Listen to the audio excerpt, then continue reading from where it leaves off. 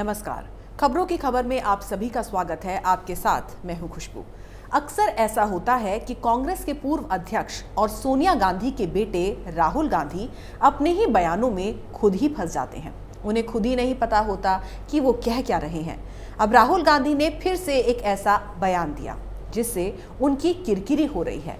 दरअसल राहुल गांधी अपने संसदीय क्षेत्र वायनाड के दौरे पर पहुंचे और उन्होंने वहां पहुंचकर मोदी सरकार पर हमला बोला।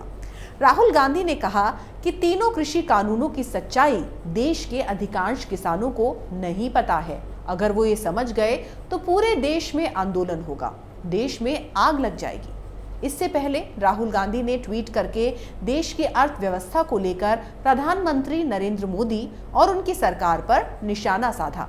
राहुल ने कहा कि कैसे दुनिया की सबसे तेजी से बढ़ती अर्थव्यवस्थाओं में से एक को बर्बाद किया जाए, इसका सबक मोदी सरकार से ले सकते हैं।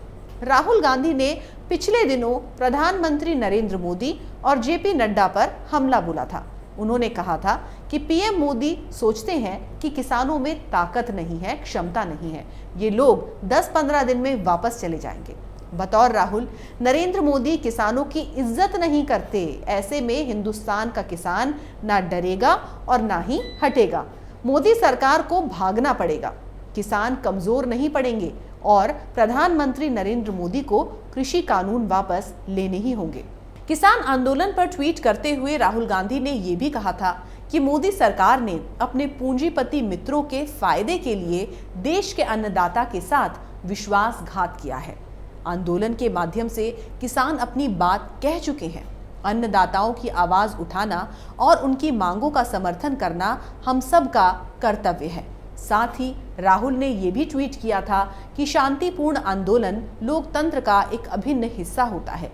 हमारे किसान भाई बहन जो आंदोलन कर रहे हैं उसे देश भर से समर्थन मिल रहा है। राहुल ने जनता से अपील की थी कि जनता किसानों के समर्थन में अपनी आवाज जोड़कर इस संघर्ष को बुलंद करे ताकि कृषि विरोधी कानून खत्म हो जाएं।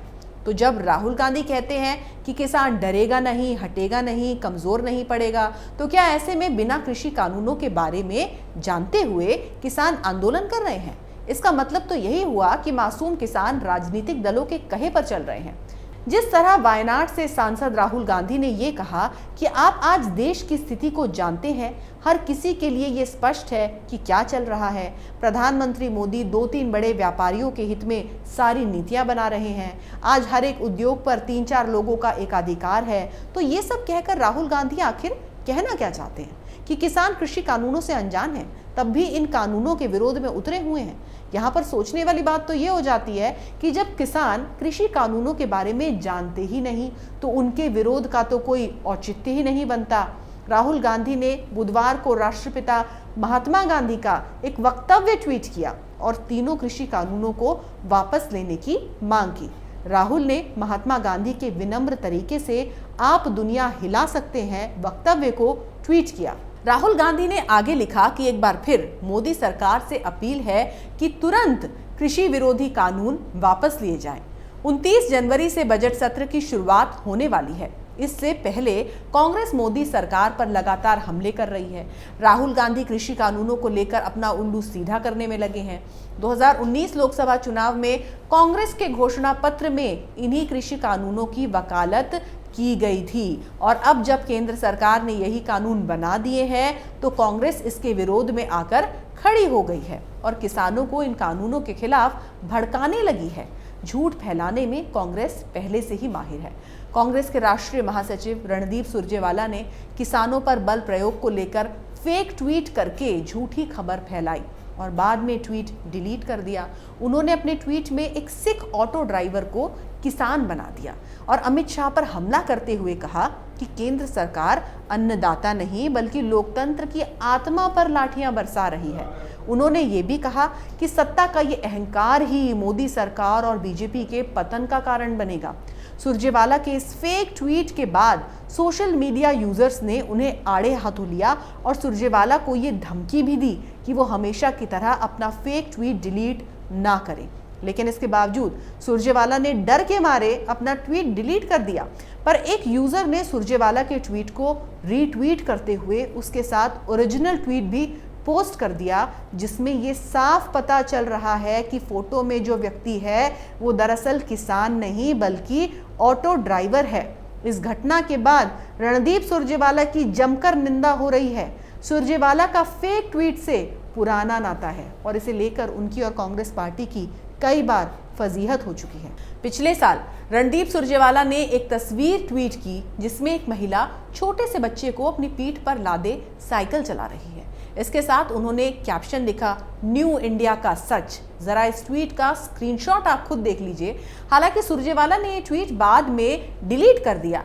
जब आप सच्चाई सुनेंगे तो चौंक जाएंगे। दरअसल ये फोटो नेपाल का था और साल 2012 में खींचा गया था। इसका भारत से कोई लेना देना नहीं था, लेकिन उसके बाद भी सुरजेवाला ने इसे भारत से जोड़ दिया। अब आप सोच रहे होंगे कि इसकी पड़ताल कैसे हुई। दरअसल कुछ कीवर्ड्स के साथ रिवर्स इमेज सर्च करने से इस तस्वीर के असली सोर्स का पता चल गया। ये तस्वीर यूरोपियन प्रेस फोटो एजेंसी यानी कि EPA की थी। असली तस्वीर 3 जुलाई 2012 को नेपालगंज में नरेंद्र श्रेष्ठ नाम के फोटोग्राफर ने खींची थी। तस्वीर के साथ लिखे कैप्शन के मुताबिक ये तस्वीर एक नेपाली मां की थी जिसने कंधे पर अपने बच्चे को लादा हुआ था। वो 29 जून 2012 को काठमांडू से करीब 573 किलोमीटर दूर स्थित नेपालगंज की ओर साइकिल चलाकर जा रही थी। नेपालगंज में साइकिल आवाजाही का एक बड़ा साधन है।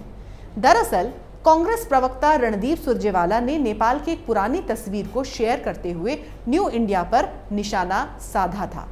काफी समय से कांग्रेस पार्टी इस फिराक में लगी हुई है, इस फिराक में जुटी हुई है कि कैसे किसानों के मुद्दे पर पूरे विपक्ष को एक प्लेटफॉर्म पर लाया जाए और सरकार पर दबाव बढ़ाया जाए।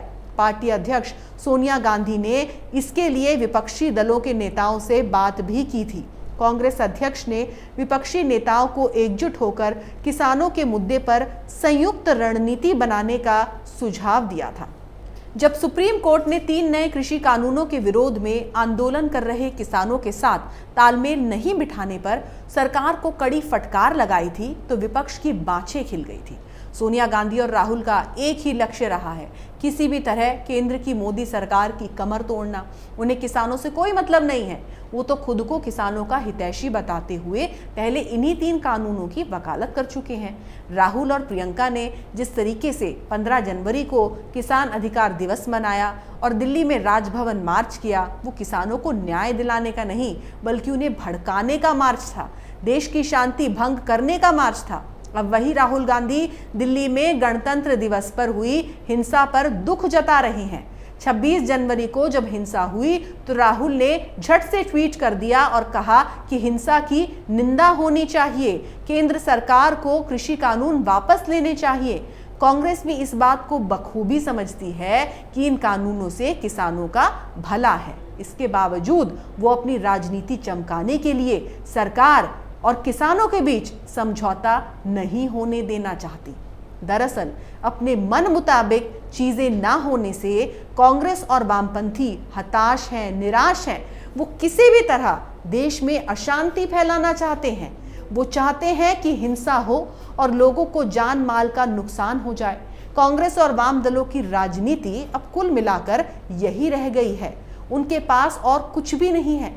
जो चुनावों में हारे हैं वो इकट्ठा होकर देश में माहौल को बिगाड़ने का काम कर रहे हैं। 26 जनवरी को दिल्ली में जिस तरीके से हिंसा हुई उसकी जितनी निंदा की जाए उतनी कम है। कांग्रेस और उनके नेताओं को देश से इस बात के लिए माफी मांगनी चाहिए जिन्होंने लोगों को हिंसा करने के लिए उकसाया, उन पर कार्रवाई होनी चाहिए। कांग्रेस ने पूरे देश में किसानों को भड़काने की कोशिश की, लेकिन बाकी प्रदेशों में कोई आंदोलन नहीं हुए। केवल कांग्रेस शासित राज्यों में ही आंदोलन हुए और उसके बाद किसान संगठन भी दो फाड़ हो गए। 26 जनवरी को जिस तरीके से उपद्रव हुआ उससे इन सभी की राजनीति जो है वो खुलकर सामने आ गई है। अब केंद्र सरकार जिस तरीके से इस मामले पर सख्त हुई है वो कांग्रेस के गले से नहीं उतर रहा है, उससे बर्दाश्त नहीं हो रहा है। अगर आपको हमारा ये वीडियो पसंद आया तो इसे लाइक करें, शेयर करें और कैपिटल टीवी को सब्सक्राइब करें।